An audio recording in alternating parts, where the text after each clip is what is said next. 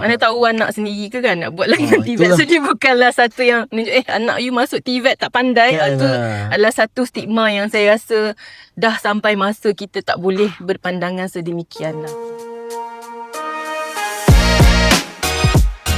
Okay, Bismillahirrahmanirrahim. Assalamualaikum dan selamat sejahtera. Salam Malaysia Madani kepada semualah kita punya penonton. Selamat kembali ke podcast MQA yang dikenali sebagai podcast CCJ. Jadi hari ini bersama saya adalah Puan Nur Rashikin, iaitu pengarah bahagian akreditasi. Seorang yang sangat-sangat berpengalaman lah. Dan ketika ini Puan punya bahagian yang memfokuskan kepada TVET, betul? So hari ni Puan, kita akan berdiskusi lah berkaitan topik yang sangat-sangat sekarang ni orang kata isu panas lah. Dan kalau kita tengok baru-baru ni pun selepas Hari TVET Negara, ada lagi beberapa penyataan daripada kita punya Timbalan Perdana Menteri berkaitan dengan TVET ni. So hari ni kita akan berkongsi atau membicarakan berkaitan TVET versus akademik. Dua laluan, satu matlamat. So saya rasa Puan, kalau tengok pada kita punya ni, kita trying to nak compare lah kan antara TVET dengan akademik ni. Mungkin Puan mempunyai naratif yang berbeza, dan pandangan saya kalau kita tengok dua-dua ni satulah dia punya kita nak bawa kepada modal insan tu sendiri, iaitu melahirkan modal insan untuk negara. So Puan, kalau dari segi saya tak tahu mungkin apa definisinya ke, apa yang Puan melihat, ada ke perbezaan ketara TVET dengan akademik ni sendiri? Okey, terima kasih Cik Asfah. Tajuk ni sangat dekat lah di Betul. hati saya. Macam tu lah. Kisahnya macam dekat di hati sebab bahagian saya adalah bahagian yang bertanggungjawab lah menguruskan permohonan berkaitan dengan TVET. Okay. Jadi kalau kita nak lihat TVET versus akademik ataupun laluan TVET versus laluan akademik, saya rasa statement tu terlampau berat lah kepada ekosistem pendidikan tinggi dan juga ekosistem jaminan kualiti pendidikan tinggi di Malaysia. So kita seharusnya melihat TVET untuk melengkapkan laluan akademik lah pada pandangan saya. Dan kalau dari segi penilaian MQA tu sendiri, kita meletakkan dari segi definisi TVET tu, dia lebih memberi penekanan kepada keperluan untuk melibatkan industri. Daripada peringkat design, reka bentuk kurikulum. Peringkat awal kita dah libatkan industri. Apatah lagi dari segi definisi TVET tu sendiri, kita singkatannya kita sebut sebagai Technical TVET, singkatan kepada Technical and Vocational Education and Training. Dalam COPA tu kita perjelaskan lagi definisi TVET tu, iaitu satu proses pendidikan dan latihan yang berorientasikan pekerjaan dengan penekanan utamanya pada amalan industri. Jadi bila MQA menilai program-program TVET, kita meletakkan keperluan untuk pematuhan kepada COPTA. COPTA kita letakkan 7 area jugalah jaminan kualitinya. Sama macam COPA. Kod amalan untuk akreditasi tu 7. COPTA juga 7. Cuma untuk COPTA kita tambah lagi satu, iaitu keperluan untuk patuh kepada keperluan industri ataupun occupational industry standard practices. So setiap program dia kena patuh pada MQF, COPTA dan juga OISP lah. Itulah yang saya rasa macam nak katakan perbezaan ataupun lawan kepada COPA tu mungkin terlalu berat lah statement tu. Mungkin kita kata itu adalah satu niche area untuk COPTA. Betul. Dia memberi penekanan kepada penglibatan industri sehingga pelajar boleh dibenarkan untuk belajar di industri. Tu salah satu kelebihan lah.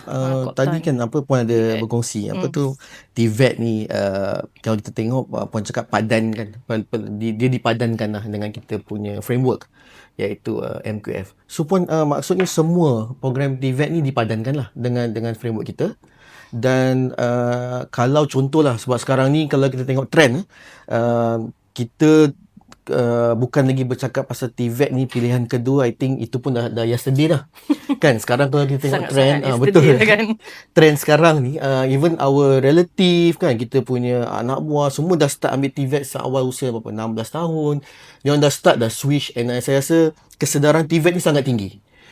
Cuma kalau dia dipadankan dengan MQF, maksudnya one day sejauh mana pun laluan TVET ni dia boleh maksudnya hala tuju lah kalau kita nak proceed dengan akademik ni. Okey, MQF tu sendiri dia menyediakan kerangka lah kan, kerangka kelayakan. Dan pada RMK 11 sebenarnya MQA telah pun membuat penyelarasan kepada MQF untuk memperjelaskan laluan TVET kan. Kalau dulu laluan TVET ni sampai peringkat 5 sahaja. So sekarang MQA dah memperkukuhkan laluan TVET ni sampai ke level degree 6 dan juga dah boleh sampai ke level 7 dan level 8.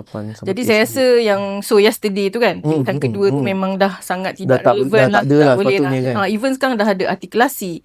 So pelajar akademik dia, kalau dia rasa sampai satu tahap dia nak buat diploma akademik, lepas tu dia nak berpindah untuk buat degree kepada bidang TVET pun dah boleh. So begitu juga pelajar TVET, dia pun boleh, tapi boleh kena ada prosesnya lah, proses artikulasi, pindah kredit dan sebagainya. So maksudnya kita dah melihat laluan COPA dan TVET ni saling melengkapi di antara satu sama lain, dan kita tahu bahawa laluan TVET dia punya keperluan tu 50 to 70% adalah kandungan praktikal. So dia belajar teori melalui praktikal. Kalau di laluan akademik dia lebih kepada laluan teori. Pembelajarannya memberi penekanan kepada teori, kandungan praktikal dia kuranglah sikit berbanding dengan TVET. Tapi kedua-duanya saling melengkapi. So dia orang boleh cross antara TVET dengan akademik. Akademik pun boleh juga pergi kepada TVET melalui proses yang dipanggil oleh MQF sebagai artikulasi lah. So laluan ni memang jelas lah dalam MQF kita tu.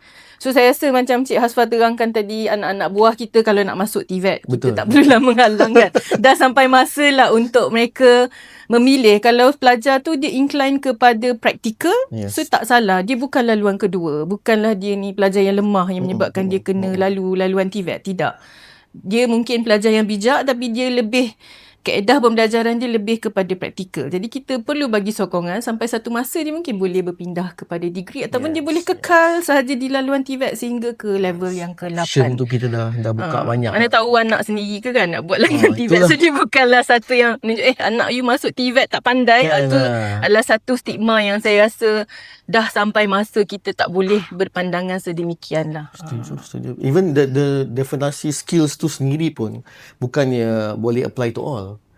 Sebab tu saya rasa stigma yang tu memang dah tak perlu wujud lah kan. Tak perlulah laluan kedua, pilihan kedua untuk pelajar lemah tu saya rasa dah sangat tidak sesuai lah. Kemungkinan besar juga kita merasakan yang pelajar-pelajar TVET ni akan lebih menjadi pilihan kepada industri. Sebab industri memikirkan mereka ni dah industry ready, disebabkan oleh sebahagian daripada pembelajaran mereka tu dilaksanakan di industri. Sebab MQA ada perkenalkan WBL. Lepas tu kita tawarkan WBL tu bermaksud pelajar boleh berada di industri. Ada modul yang dihaskan untuk diajar di industri. So dia ada tutor dia. Tutor yang akan WBL tutor kita panggil. Dia ada assessment di industri itu sendiri. So belajar at the same time earn. Yes, earn credit. Assessment pun boleh dibuat di industri. Dan penilaian tu mungkin boleh dilaksanakan secara kerjasama lah di antara penilai di industri dan juga pensyarah sendiri. So saya rasa itu satu kelebihan lah. Jadi pelajar tu masa belajar pun dah didedahkan dengan apa keperluan kepada pekerjaan tersebut. Selaras dengan definasi TVET tu sendiri yang memberi pendedahan kepada industri yang lebih lah dalam bentuk praktikal kepada pelajar. Kalau tengok tadi dekat awal kan, kita highlight pasal versus ni, tapi bila dengar tadi pun ada sebut melengkapi tu. So macam awal sangat ni kita nak terus melengkapkan kita punya tajuk ni. Okey Kebun. Kalau kita tengok melengkapi ni maksudnya adakah mereka maksud saya laluan daripada universiti, program-program universiti, and then daripada pusat TVET and so on, adakah mereka melalui sama punya akreditasi atau macam mana? Okey, kalau ikut sejarah dia memanglah dulu mereka dilihat sebagai versus lah kan, sebab laluan akademik, laluan kemahiran yang tidak ada peluang untuk mereka berkomunikasi di antara satu sama lain. Kemahiran tu di bawah kawaselia JPK. So MQA sendiri bertanggungjawab untuk menilai jaminan kualiti program akademik. Tapi pada tahun selaras dengan keperluan RMK 11, MQA dan JPK telah bekerjasama lah untuk menubuhkan satu sistem jaminan kualiti tunggal kita panggil. Single lah. Single QA. Sebab itulah ada COPTA tu. So bila ada COPTA, JPK boleh melaksanakan penilaian tapi masih menggunakan COPTA. Begitu juga dengan MQA. MQA boleh menilai program-program TVET dengan menggunakan COPTA sebagai reference tu masih sama lah. instrumen yang untuk mengurangkan sedikit lah yang Cik Hasfar kata mula-mula tadi kan, versus. So kita kurangkan sikit dia punya versus tu, kita benarkan melalui artikulasi. Jadi program ni dia dah ada ciri-ciri TVET tu berdasarkan requirement yang ditetapkan oleh COPTA lah. Kita dah tetapkan kelaikan masuknya macam mana. Kita benarkan SKM untuk masuk ke program di peringkat seawal peringkat 3, di level 3, tahap 3, tahap 4 dah boleh gunakan laluan SKM. Lepas tu kita minta requirement untuk kandungan praktikal 50% hingga 70%, bergantung kepada tahap program lah. Kalau peringkat sijil, dia punya elemen praktikal dia lebih tinggi lah, 70%. Gitu juga untuk diploma, 60% praktikal. Untuk ijazah kita minta 50% dibandingkan dengan program akademik yang mungkin teori dia kita tetapkan berapa. So jadi COPTA ni sebenarnya adalah satu instrumen lah yang untuk memudahkan dan mengurangkan sedikit elemen versus di antara TVET dengan TVET dengan akademik, untuk kita memudah fahamkan lagi apa bezanya di antara kandungan TVET dengan kandungan akademik, dan nanti memudahkan pula bila dia dah faham, COPTA ni begini, praktikalnya banyak ini. Jadi bila dia nak berkomunikasi dengan akademik tu, bila pelajar TVET nak masuk ke laluan akademik, dia kena tambah elemen teori yang mungkin tidak mencapai keperluan akademik. Tapi dia dah tinggi daripada segi kandungan praktikalnya. Sebab dia memang dah buat benda tu. So jadi pelajar di TVET ni dia lebih kepada praktikal, tapi tidaklah mengurangkan pengetahuan dia di tahap tersebut. Sebab tu MQA kata tahap diploma 4 TVET dengan akademik sama. Satu laluan yang samalah. So memang bahagian Puan lah yang menguruskan permohonan tu. So banyak ke Puan ni? Buat masa ni dalam tempoh transisi lah. Ada kita benarkan satu proses yang kita panggil sebagai conversion. So PPT yang program akademiknya dia boleh memilih untuk menukar daripada program akademik kepada program TVET. So dia kena patuh kepada TVET. Selain itu kita juga menerima permohonan untuk teruslah direct daripada permohonan untuk menawarkan program TVET. Jadi dia kena patuh kepada TVET. Macam conversion tadi kita banyak terima daripada MTON, daripada JPPKK, ada beberapa program yang asalnya akademik. Sekarang dah diubah kepada TVET melalui proses yang kita panggil sebagai conversion. Dan program-program ni mana yang dah selesai conversion, mana yang dah selesai di penilaian di peringkat JPK juga dah mula disenaraikan di MQR. So kita dah boleh dapatkan maklumat lah program-program yang telah boleh rujuk lah diakredit menggunakan TVET. Dia pakai kod yang berbeza sikit lah, QF untuk program-program TVET. Dan kita dah mula daftarkan dia di dalam MQR. Bilangan tu saya rasa tak banyak lagi buat masa ni, tapi saya rasa bilangan tu makin lama nanti akan berkembang lah. So kalau kita tengok yang tu, saya rasa close the gap tu lah kita punya hasrat untuk MQA dan juga JPK kan. JPK ni kalau mungkin ada yang tak tahu, JPK ni di bawah Kementerian Sumber Manusia, betul? Dan Kesuma. Dan kita di bawah pendidikan tinggi lah. Jadi Puan, saya rasa salah satu bukanlah nak versus lagi. Saya rasa we are trying to solve the gap tu. Cuma saya rasa macam TVET ni dia punya antara advantages lah. Kalau kita tengok sekarang ni the revolutions of AI sedang meningkat naik. And AI ni memang secara knowledge ni mudah. Iaitu we can access AI lah. Ada pelbagai lah, ChatGPT ni, Gemini ni. Cuma saya rasa uniknya bila ada graduan TVET ni is that the skills tak boleh beli. Walaupun you ada AI contohnya untuk backup, that is your knowledge, tapi the skills tu kita tak boleh lah. Maksudnya practical yang Puan cakap tadi tu, that is the advantage of graduan TVET kan Puan. Sebab tu kalau tengok pada yang lepas hari TVET negara, memang saya rasa sambutan sangat-sangat luar biasa. Banyak sangat adik-adik kita pergi untuk dapatkan berkaitan TVET ni. Cuma adalah yang beberapa usul juga mengatakan perlu ada satu akreditasi atau badan khas yang menilai TVET ni saja. Saya tak tahu how far dia punya ni, tapi mungkin kalau Puan nak share your input, apa Puan melihat? Sebab tadi saya tengok bila the explanation tu Puan dah jelas lah, kita maklumkan. Why not kita stick with what we have dengan single ni, sebab dia pun sedang transition period and so on. Cuma mungkin Puan ada pandangan juga, perlu ke Puan lagi satu badan sensitif ni daripada MQA, coming from MQA? Saya pun tak nak menjawab begitu ni, tapi pandangan saya berdasarkan saya melihat lah macam mana evolusi program TVET ni kan. Kita bermula dengan MQA jaga akademik, JPK jaga kemahiran, and then kita dah selaraskan di bawah RMK 11. Kita dah ada single QA TVET yang mana jaminan kualitinya tertakluk di bawah KOPTA, tapi masih boleh dilaksanakan proses jaminan kualitinya oleh JPK untuk program yang ditawarkan oleh pusat bertauliah, manakala IPT swasta yang berdaftar di bawah IPT swasta dan awam, permohonannya adalah di MQA. Jadi saya nampak evolusi tu kita dah mula bergerak ke arah satu hala tuju yang samalah untuk mencapai hasrat negara untuk melahirkan graduan-graduan yang memenuhi keperluan industri. Sebab industri ni dia nakkan yang mahir dari segi praktikal, tidak juga kurang dari segi ni. Dan kita juga saya rasa hala tuju yang terbaru ni kita lihat kerajaan akan bercadang untuk menubuhkan satu agensi yang akan boleh lebih menyatukan lagi TVET kepada hala tuju yang mungkin diperlukan oleh negara lah.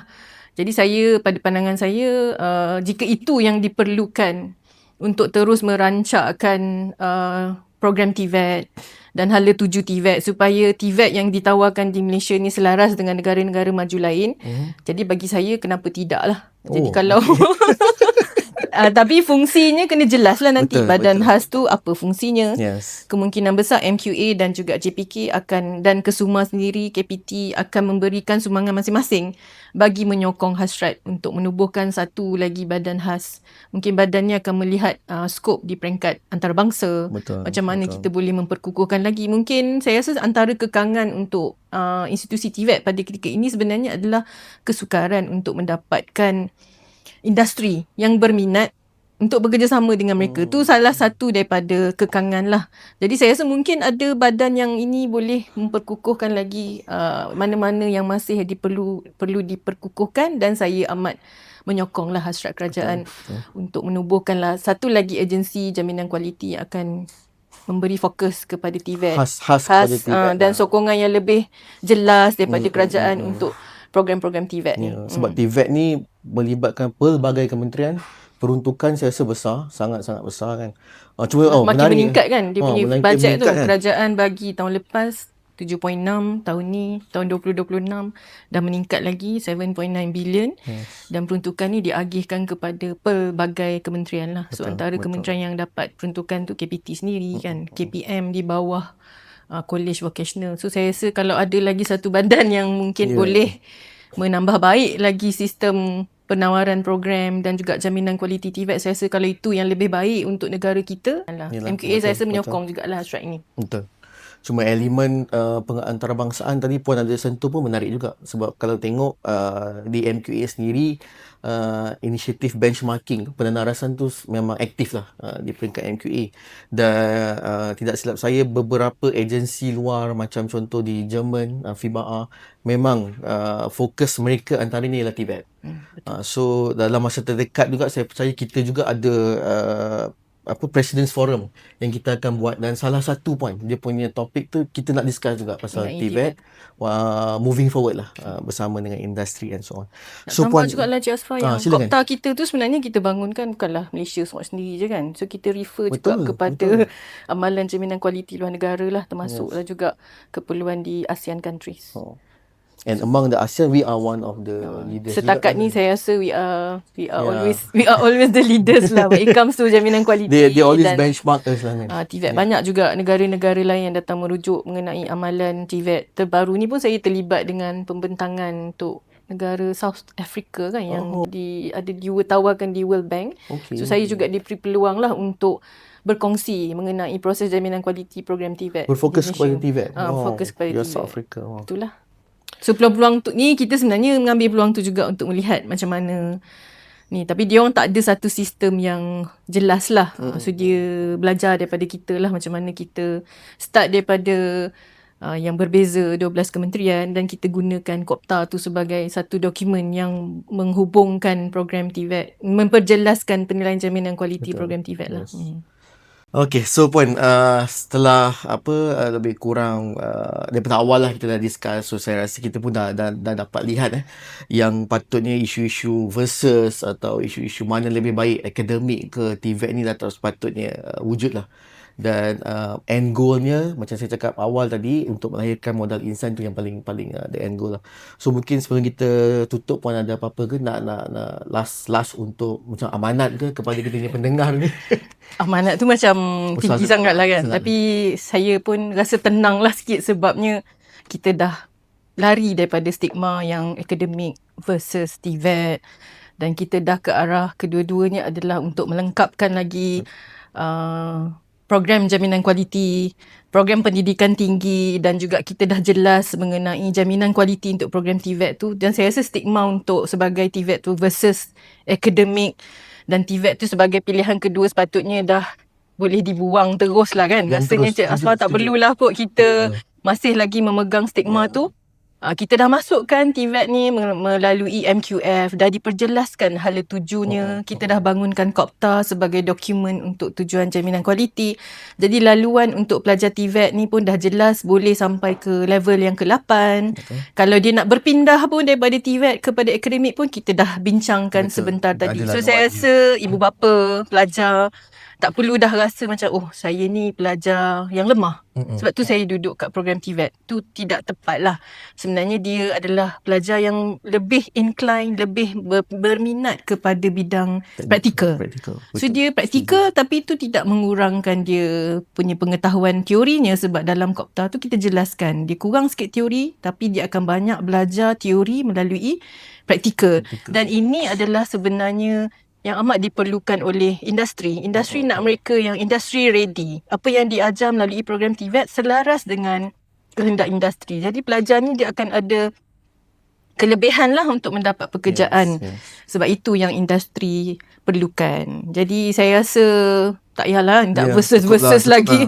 Biarlah kita sama-sama melengkapi. Kalau industri nak orang yang pandai akademik, nakkan teorinya, nakkan researchnya, ambil lah pelajar akademik. Tapi kalau dia nak perlukan orang yang lebih kepada kemahiran praktikal, lebih pendedahan industri, jadi pelajar TVET lah yang akan menjadi pilihan. Untuk adik-adik mana nak sambung belajar tu, janganlah rasa saya pelajar TVET, saya kecil sikit.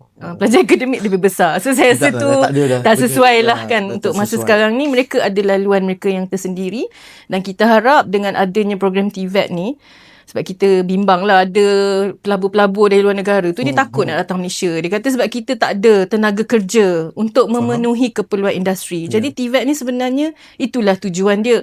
Kita boleh menyokong pelabur-pelabur daripada luar negara, dia nak datang nak buat pusat data kat sini. Ada tak pakar dalam bidang IT, technical IT yang boleh membantu? Apa lagi? Macam Cherry sampai dia nak buka satu pusat latihan yang menggabungkan yang menggunakan TVET, so pelajar dia boleh belajar dalam masa yang sama. Di akhir tu nanti dia akan tawarkan pekerjaan. Tu antara perancangan-perancangan lah, sebab bagi mereka perlukan tenaga kerja. Jadi program TVET ni sebenarnya amat perlulah untuk kita meneruskan hasrat kita sebagai negara maju seperti negara Jepun dan Germany dalam bidang-bidang TVET. Saya tutup macam itulah pada pandangan saya, Cik Aswa.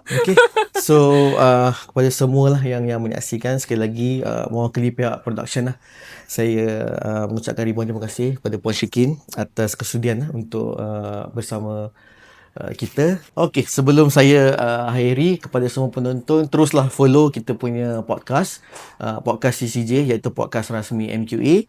Dah dengan kita ada tagline, Puan tahu ke Puan kita punya tagline ni? Saya cari dulu lah kat mana. Saya jumpa kot. Ada kat belakang Cik Asma. Ada kat belakang. Kualiti tanpa henti. Hashtag. Betul. Hashtag kualiti tanpa henti. So sekian, terima kasih. Wabillahi taufiq wa hidayah. Wassalamualaikum warahmatullahi wabarakatuh.